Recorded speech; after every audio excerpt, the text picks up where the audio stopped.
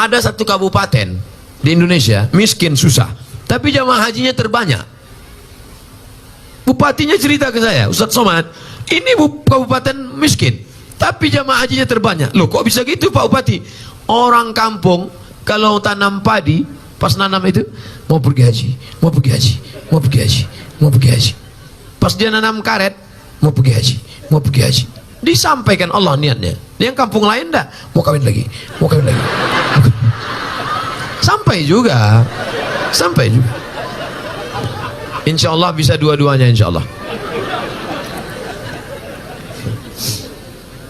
Ustadz nih cerita kawin aja untuk memanas-manasi, ada yang belum nikah. Bukan untuk saya untuk apa? Ada kawan kita belum nikah. Hukum seorang istri minta kepada suaminya imam sholat, tapi suami tak mau. Nah, ini laki Fir'aun ini.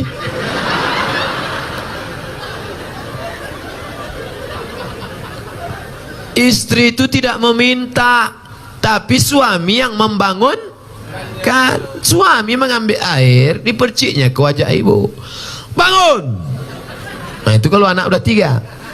Kalau waktu masih pengantin baru kemarin, wake up my darling, wake up my honey. Bentang mereka lah sajadah, usolli sunnatat tahajjud raka'ataini imaman lillahi ta'ala. Allahu akbar. Bismillahirrahmanirrahim.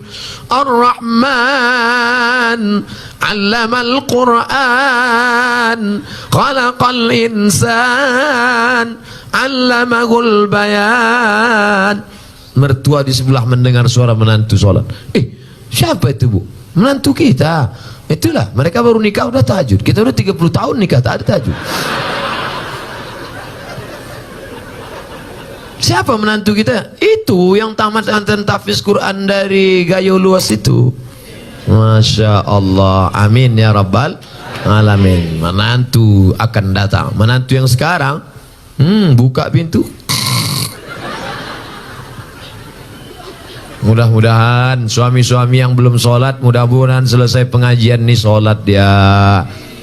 Ustadz Somad, dulu kusangka kalau nikah sama dia aku bahagia. Pas dia datang meminang, ayahku bertanya, kau PNS? Golongan 3 pak. Apa peganganmu? Itu kunci mobil. Punya kau? Punya abangku. Tapi tak lama lagi mau aku beli itu dah. Akhirnya kusangka nikah sama dia bahagia Pak Ustadz. Ternyata sudah 2 tahun, 3 tahun menikah, tak ada kebahagiaan. Gimana rasanya? Macam tidur sama babi hutan. Walaupun hidup 1000 tahun, kalau tak sembahyang, apa gunanya? Walaupun hidup 1000 tahun, kalau tak sembahyang. Ibu nanti kalau ngayun anak gitu, sepohon kayu daunnya rimbun, serta buahnya, walaupun hidup 1000. Kata laki, kau nyindir aku ya kan? Rupanya laki tak sembahyang, laki hantu. Makanya sebelum anak itu menikah dites dulu. Ustadz, anak saya ini dokter, orangnya lembut, baik, jilbabnya panjang, sholat nggak tinggal. Saya takut menantu saya tak sholat. Gimana cara ngetesnya Pak Ustadz? Kata jamaah, menantu ibu itu mana orangnya? Ini Pak Ustadz. Ajak dia jumpa di rumah makan jam 12 besok hari Jumat. Calon mantu, ya bisa kita jumpa jam 12 besok hari Jumat. Mohon maaf ibu calon mertua, siapapun yang mengajak kalau hari Jumat, aku mau sholat Jumat, terimalah dia. Tapi kalau kata dia, oke, jangan terima. Tapi soal ini tak bisa dipakai lagi karena sudah bocor. Nanti ku kasih soal lain.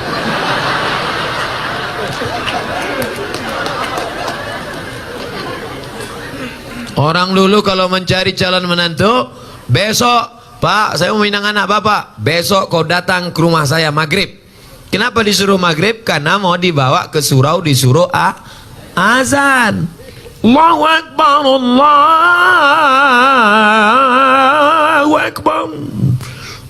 mantap azannya. Samsung. HP. Dulu calon menantu dites azan. Setelah lulus azan, bapak tu pun pura-pura batuk. Bapak tak bisa maju jadi imam nih, tadi minum es 3 drum. Kalau kau maju jadi imam, dia pun maju dah. Ghairil maghdubi alaihim waladdallin. Amin. Bismillahirrahmanirrahim. Inna a'tai. Kata mertua di belakang, mak gaya kau ngeri kali ya. Sangkan tak ayat apa tadi? Itu juga. Tapi jadilah daripada tidak sama sekali. Makanya kalian yang muda-muda ini latihan jadi imam. Latihan jadi imam. Kalau latihan jadi imam jangan langsung sholat isya. Jadi imam tuh latihannya zuhur dulu. Zuhur tuh modalnya takbir aja. Allahu Akbar. Allahu Akbar. Tapi sami Allah ingat juga. Yang pula saking groginya Allahu Akbar. Nanti udah agak-agak kuat mental, udah agak-agak siap ready sudah, baru coba maghrib. Jangan langsung subuh. Subuh memang 2 rakaat, tapi kunut panjang. Maghrib lah mulai coba. Bismillahirrahmanirrahim. Ini sembahyang apa MTQ? Tapi yang paling enak tuh jadi TNI Polri. Kalau kita TNI Polri, calon mertua mana berani nanya kita kan? Datang kita, kau sembahyang apa tidak? Bukakan aja pistol tuh.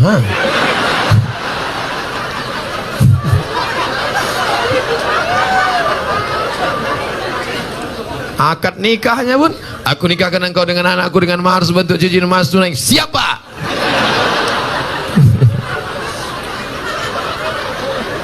Ustadz Somad yang saya muliakan, ini pertanyaannya bagi saya sangat besar maknanya. Seorang ibu hamil duluan, baru menikah. Bagaimana status anak tersebut? Perempuan yang hamil duluan, baik sebulan, 2 bulan, 3 bulan, 4 bulan, 5 bulan, 6 bulan, 7 bulan, dinikahkan, nikahnya sah. Nikahnya sah. Buka nama kitabnya Al-Fiqhul Islami wa Adillatuh. Nama penulisnya Syekh Wahab Az-Zuhaili dari Suriah, Damaskus. Dekan Fakultas Syariah Universitas Damaskus. Jadi Pak Kua tak perlu nanya, ini belum berapa bulan. Itu bukan pertanyaan Pak Kua, itu pertanyaan dokter.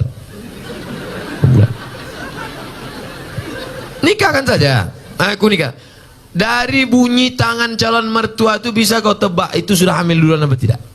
Kalau yang belum hamil itu lembut dia. Hai menantuku. Itu belum hamil tuh. Tapi kalau hei menantu, aku nikahkan dengan tunai. Usah kau kesini lagi. Pijakkan aja mencongkok. Nah itu udah hamil tuh. Nah kalau sudah hamil dia, nikahnya sah. Nanti anak lahir tak usah diulang lagi. Sah. Yang jadi masalah anak nanti lahir tidak boleh pakai bin bapaknya. Pakai binnya siapa? Bin maknya. Bin Fatimah, bin Aisyah, bin Khadijah. Nah, kebetulan nama maknya Tilan. Bin Tilan lah.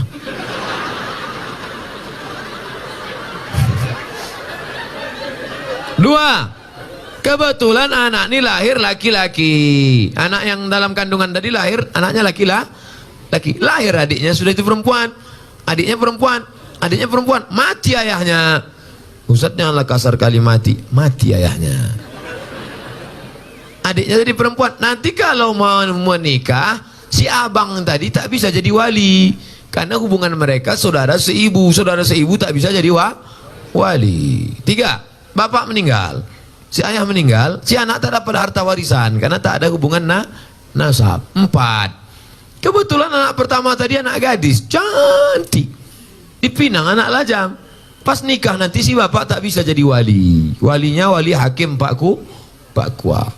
Banyak sekarang yang ngotot, saya walinya. Oh tak bisa mas bro. Apa salah saya? Saya kan bapaknya. Tengok wajahnya kan mirip. Mirip tak bisa. DNA tak laku. Salah saya apa? Kau mencoblos sebelum hari H. Tak bisa.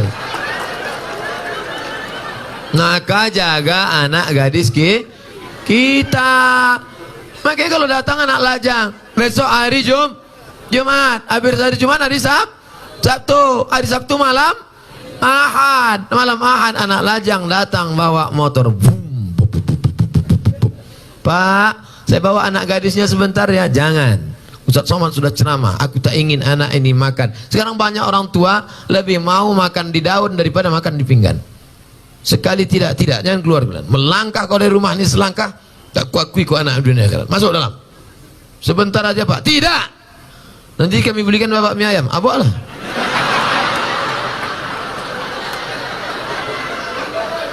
Semangkuk mie ayam lah pula harga anak gadis kau. La ilaha illallah Muhammad Rasulullah. Ibu juga harus sepakat sama bapak. Kalau bapak sudah mengatakan tidak. Sebentar aja, tidak. Sekali tidak. Datang istri dari belakang, kasihlah bang. Kita dulu lebih parah dari itu lagi. Inilah yang membuat anak ini rusak. Kalian pun yang lajang-lajang, ini pakai motor, udah dibawa, bonceng sana, bonceng sini, bonceng sana, bonceng sini, gembung masuk angin. Yang mengandung 9 bulan 10 hari laki-laki apa perempuan? Perempuan. Yang melahirkan meregang nyawa laki-laki apa perempuan? Perempuan. Yang ngidam muntah-muntah laki-laki apa perempuan? Perempuan. Maka jaga kehormatan kalian adik-adikku, anak-anakku. Jaga. Tak ada harga kalian. Sekolah aja bagus-bagus. Yang lajang-lajang, jangan kalian pacaran. Tak usah kalian pacaran. Emangnya Ustaz dulu tak pernah pacaran? 4 tahun saya di Mesir tak pernah pacaran. Kalau tak percaya tanya sama Ustaz Fadil. Tak pernah Ustaz kan?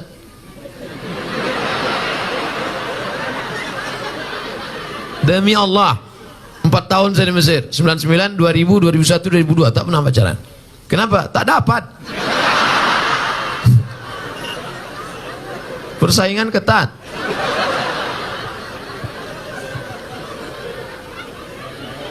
Assalamualaikum. Tapi setelah pulang, selesai saya S1 Mesir, saya lanjutkan S2 Maroko. Habis itu saya pulang 2008 saya pulang, lulus PNS, mengajar, Ustadz. Coba tengok komen-komen. Nih lajang-lajang yang asik pacaran. Kalian serius saja belajar. Sekolah. Saya tak ganteng macam kalian. Hitam, pesek, kurus, kering, hitam. Coba tengok komen-komen di FB, di Instagram. Ustadz, jadikan yang kedua ya. Tak usah kalian takut jodoh-jodoh itu. Apa kalian takut?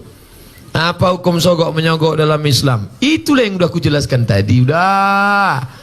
Ar-rashi wal murtashi. La'ana Rasulullah SAW ar-rashi wal murtashi.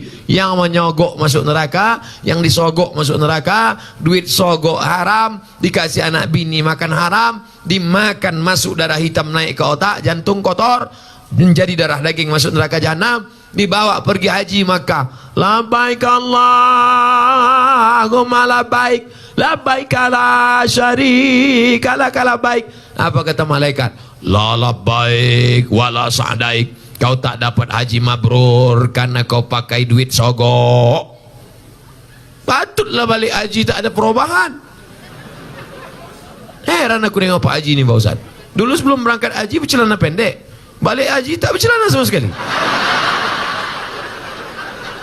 Tak ada perubahan. La ilaha illallah Muhammad Rasulullah.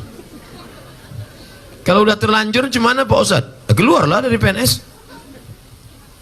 Ustaz ngomong aja enak. Kalian tanya aku jawab. Ustaz, saya punya abang yang menyusahkan orang tua. Menyusahkannya berjudi, mencuri orang tua, menggadaikan kereta. Sebagai adik apa yang saya lakukan? Pulang dari sini, musyawarah engkau sama keluarga. Mungkin otak abangmu ini sudah rusak karena narkoba. Karena orang kalau sudah kena narkoba, jangankan sabu-sabu, putau, pil rohypnol, mix kasbek vodka. Hafal juga Pak Ustaz nih. Jangan pemakai juga nih dulu. Jangankan itu, lem kambing aja rusak. Anak-anak SMP, anak SD kalau udah kena lem kambing rusak. Berapa banyak ibu-ibu masak pagi tak panas-panas nasi, rupanya tabung gas sudah dijual anak untuk beli sabu-sabu. Otak itu sudah rusak. Ini saya yakin ini abang ini udah rusak otaknya. Kenapa? Karena mau dia pula menyusahkan orang tua, berjudi, mencuri orang tua. Nah, jadi kalian kumpul bersama, cari asal muasal sebab musabah. Oh, dia kena narkoba. Orang kena narkoba jangan malu, bawakan ke BNN, Badan Narkotika Nasional. Ustaz, tolong doakan anak kami. Pak Ustaz, doa apa? Doa narkoba. Saya belum pernah dapat doa Allahumma inni na'udzubika min sabu-sabu. Tak ada. Maka serahkan ke BNN. Nomornya Pak Ustadz, catat nomor BNN. Saya selalu dibawa BNN ceramah. Catat ya. Jangan minta ceramah sama BNN. BNN. Rusak pula HP.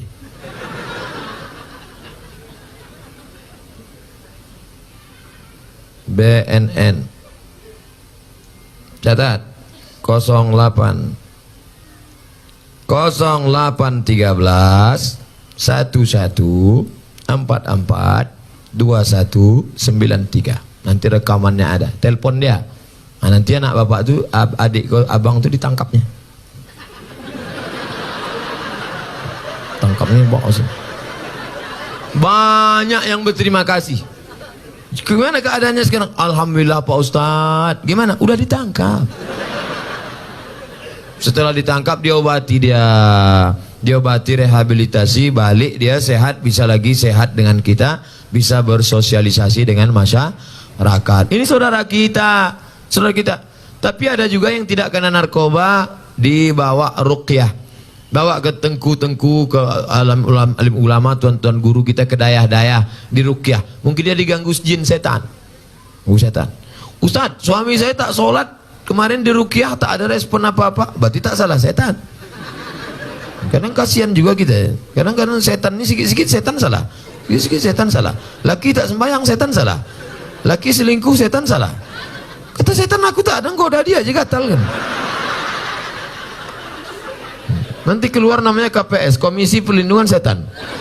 Saking banyaknya setan disalah-salahkan. Ada bencong LGBT, waktu dibacakan ruqyah, keluar jinnya. Habis itu sehat deh. Itu yang meruqyah namanya Ustadz Saifullah, Ketua ARSY, Asosiasi Ruqyah Syariah Indonesia. Ketuanya Ustadz Junaidi. Setiap provinsi ada di ruqyah. Nah, jadi rupanya ada juga jin itu yang bencong. Masuk dia, begitu masuk melambai dia. Ya. Begitu keluar jin itu sehat. Tapi saya tak bisa ruqyah. Jadi ruqyah ini ada ustad-ustadnya. Kadang kita ini ayatnya hafal, pas kita baca jin itu tak mau keluar.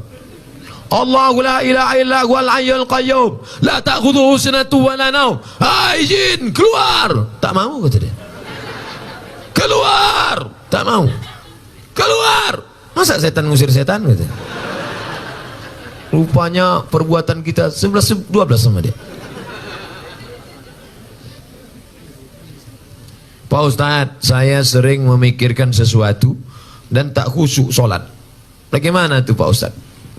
Kata Syekh Ali Tontawi, menjaga khusyuk sholat itu syaratnya 5. Yang pertama, waktu wudhu jangan bercakap.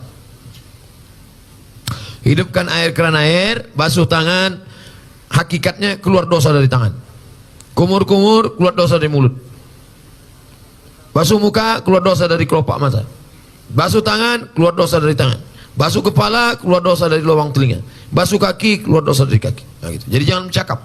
Ini sekarang banyak orang sedang berwudu bercakap. Nah, itulah, kan aku bilang kemudian jangan tanam. Ini sawitnya sekarang memang jatuh harganya. Gimana lah, aku bilang lah. Maka tanam karet aja, kau tak peduli juga kan? Nah, dia jelas sekarang. Nah, itu jadi bercampur sama dunia. Makanya waktu berwudu itu jangan cerita dunia. Dah, habis berwudu, dari tempat wudu ke tempat sholat tak boleh tasbih. Tasbih itu menjalin jari jemari, keretak. Tak boleh. Makanya jangan tasbih, tak boleh tasbih. Tasbih, subhanallah. Gimana kabarnya anak Syanur yang katanya hamil? Subhanallah.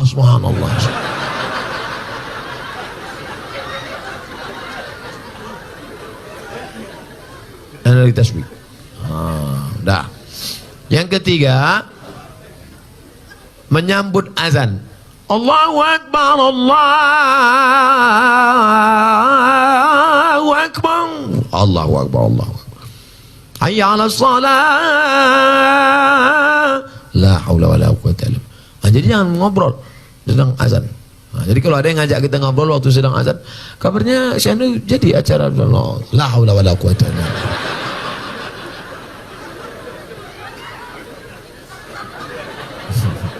Yang keempat, solat itu membaca, namanya qiraah, bukan merenung, membaca. Maka dibaca, inna sholati wa nusuki wa mahyaya la syarika lahu. Ya Khabab, ya. Nabi itu kalau solat mulutnya bergerak apa tidak? Nabi kalau solat mulutnya bergerak. Dari mana kau tahu mulut Nabi bergerak? Bittirabih liyati, ku tengok jenggotnya bergoyang. Kenapa jenggotnya bergoyang? Karena dagunya bergoyang. Bismillah. Sekarang banyak orang sholat mulutnya diam ya.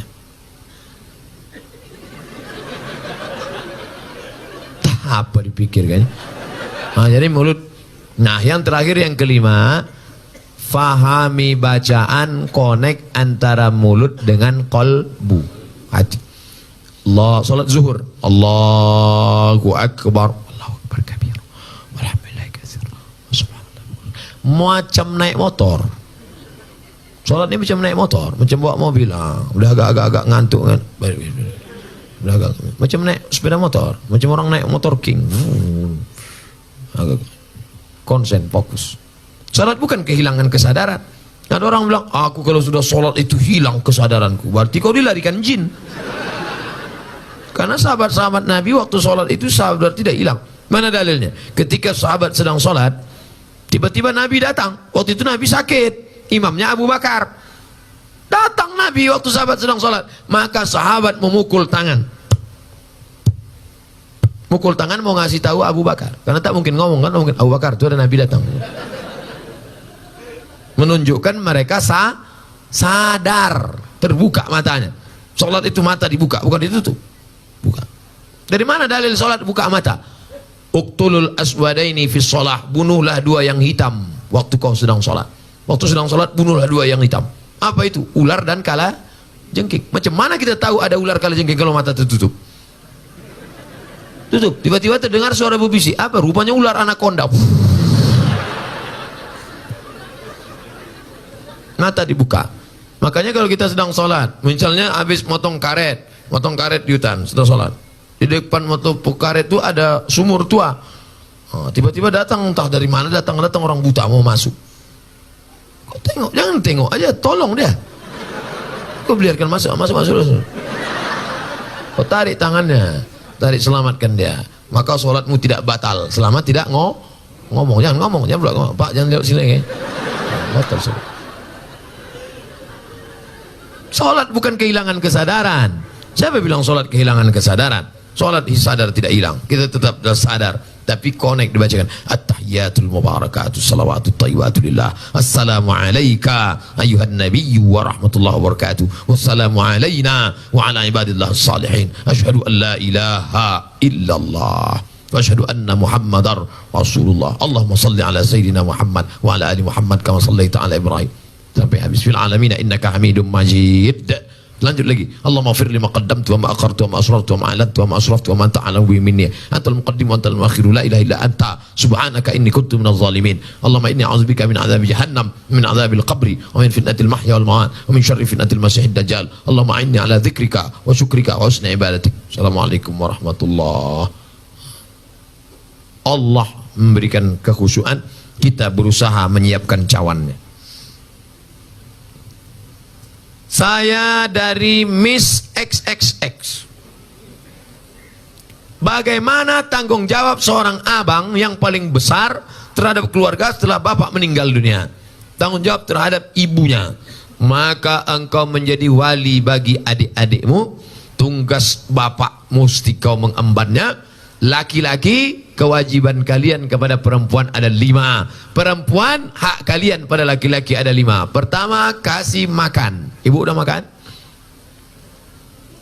Yang kedua, kasih pakaian. Nampaknya pakaian perempuan-perempuan di gaya luas. Karena di tempat lain banyak perempuan yang tidak dikasih lakinya pakaian. dikasihlah rok pendek, ditarik ke atas, terbuka bawah. Ada juga yang rok panjang, resleting, belum berpasang. Panjang roknya, tapi tidak pasang. Masa lewat, terbuka. Saya tidak nengok, tertampak. Kewajiban kalian pertama, kasih makan. Kasih makan. Yang kedua, kasih pakaian.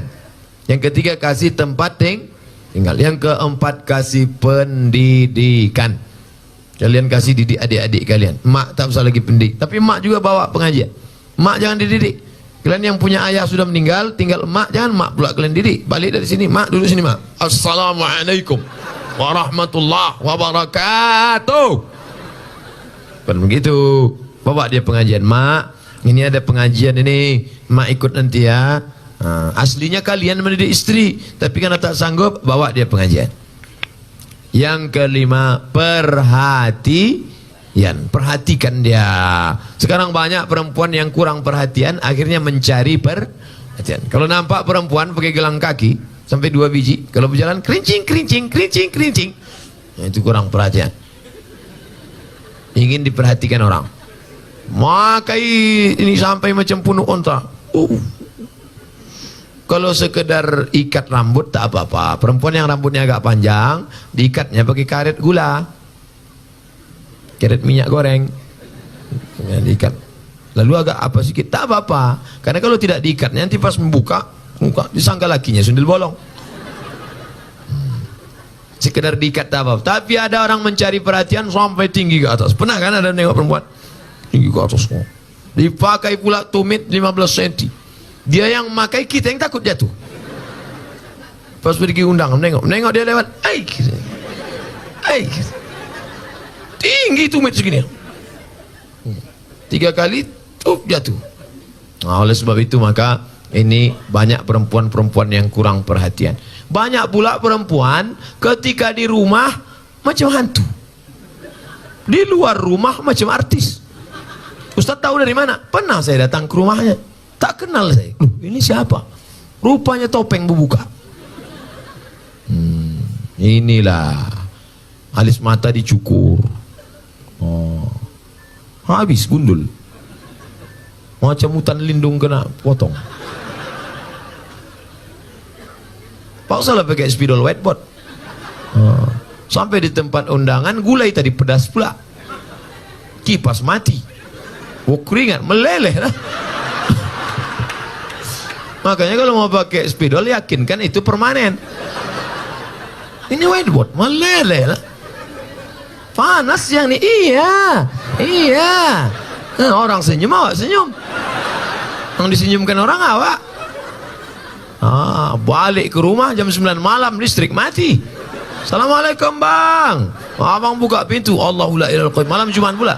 La ta'khudhuhu sinatun wa la nawm, lahu ma fis samawati wa ma fil ardi, man dhal ladzi yashfa'u wa la ya'uduhu hifdzuhuma wa huwal aliyyul azim. Kenapa hantu ni tak pergi? Bini abang. Inilah gara-gara bini tak mengaji. Tapi insya Allah di Gayo Lues tak ada ini, tak ada. Soleh-solehah semua insya Allah. Coba tengok, jilbabnya panjang. Jilbab panjang, anak kecil aja video. Tengok anak kecil, anakku berjilbab, jilbab panjang. Anak kecil yang nampak cuma 2, muka sama tapak tangan. Anak kecil berjilbab. Ini di tempat lain dipakailah celana sempit, celana jeans, monjerit paha. Tolong. La ilaha illallah. Dipakai pula senam pagi di kantor.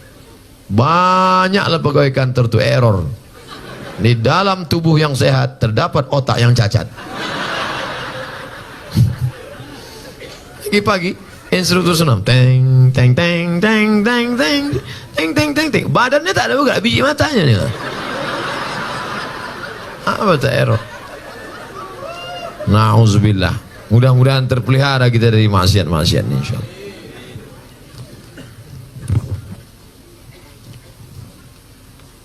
Itulah kaji kita pada malam hari ini. Besok pertemuan yang ketiga. 6 SKS saya selama sini. Tadi 2, ini 2, besok subuh. Tadi khusus masalah Quran saja. Tadi fokus masalah Quran. Malam ini mengkaji masalah PNS, tanggung jawab, sogo, ria, riba. Besok subuh kajian kita khusus masalah solat. Solat saja besok kita kaji tentang solat berjamaah. Wah, insyaallah mudah-mudahan ala hazihi niyah wa kulli niyatin salihah. Al-Fatihah. A'udzubillahi minasyaitonir rajim. Bismillahirrahmanirrahim. Alhamdulillahi rabbil alamin. Arrahmanir rahim. Maliki yaumiddin. Iyyaka na'budu wa iyyaka nasta'in.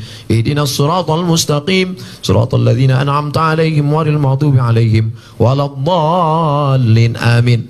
Allahumma balligh maqasidana. Ya Allah, sampaikan niat baik kami menjadikan Gayo Luas menjadi program 1000 anak-anak hafiz Quran ya Allah.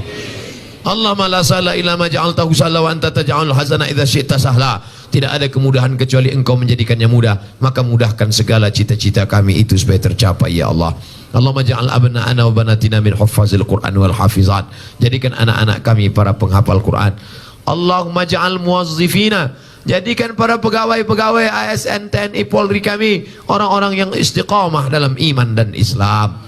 Ya muqallibal qulub, wahai Engkau yang membolak-balikkan hati, sabit qulubana, kokohkan hati ASN, kokohkan hati para TNI Polri kami untuk senantiasa menolong agamamu dalam iman dan Islam ya Allah. Allahumma inna, tolong kami ala zikrika, supaya hati kami ini selalu berzikir mengingatmu, wa syukrika, selalu bersyukur kepadamu, wa husna ibadatik, selalu beribadah dengan ibadah yang baik padamu.